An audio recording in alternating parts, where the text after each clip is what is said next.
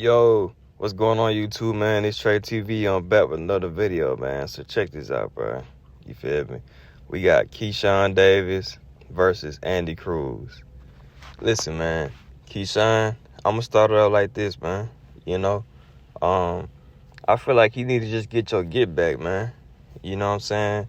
You got a guy who beat you at the highest level every single time. Not one time that you put hands on bull. You feel me? You got a guy, and this was on Twitter. It went viral. After he smashed you, you talking about something, you not worried about this, and you going to take it to the next level. He's sitting around doing hula hoops and cop ropes behind you. I mean, backflips and everything.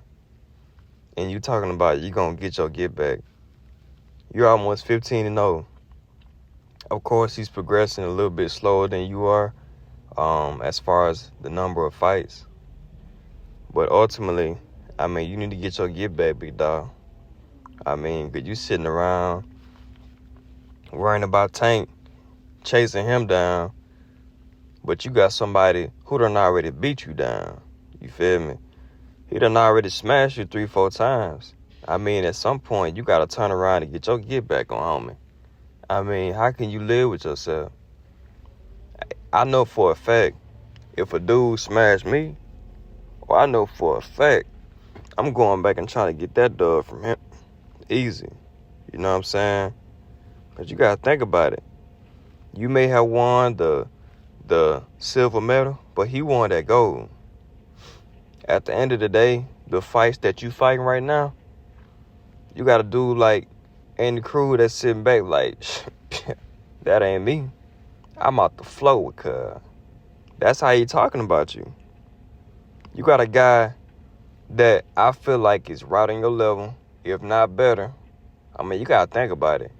The longer you wait, the worse it's going to be on you. Because he's over there with boosting them. Not only did he have that cubic Olympic style fighting, but he with them killers from Philly. Come on, man. He with them killers from Philly. Boots. The face of boxing. Potential face of boxing right now. You know, I definitely don't see nobody smashing him at 147 and down. For sure. I can't really speak on Boots at 54 because there's a lot of competitors at 54 that I feel like he got to really prove himself to step up like that. But the biggest thing is for you to really focus on the guy that's whooped you. The guy that whooped you 3 or 4 times, that's who you need to be calling out. Rather than Tank, who's the face of boxing right now. I mean, the only reason why I say Tank is the face of boxing is because of the attraction, not of the accomplishments. Don't get that misconstrued. You know what I'm saying? But at the end of the day, I mean, you got a full plate ahead of you, boy. And that's what you got to realize. You got a guy who beat you 4 times. 4 times. All these guys you beating and barely stopping and taking 10 rounds to figure out and all that type of stuff. And the crew sitting back with his feet cocked up. He's sitting back and he like, man, I already beat this kid. It's easy work for me. I did it 3-4 times in the amateurs with no headgear. I can imagine what I'm going to do to him now. And I know he's sharpening his skills over there at the dungeon. You know what I'm saying? The one thing I know about boosting them, anytime a fighter has gotten with them, they got 10 times better. You know, look at Troy Isley. Troy Isley was a great fighter, but as soon as he got with Boots, took him to the next level. It's simple. Khalil Cole, Shakur, all them boys got work with the dungeon. But the thing about it is you got somebody who's actually in training camp with him 100%, not just a sparring partner. So they sharpening his tools. You may be over there with Bomac, but you ain't Bud. You know what I'm saying? You may be an entertaining fighter, but you got to be able to beat Cruz, man. I'm sorry. I mean, you got to at least fight this man for the USA. You know, you see how the Olympics is going on right now? This need to be your Olympic right here. You need to make that fight happen. You fight Cruz, beat Cruz, go ahead and clear clear everybody's conscience, clear your conscience about that. Then fight a guy like Frank Martin.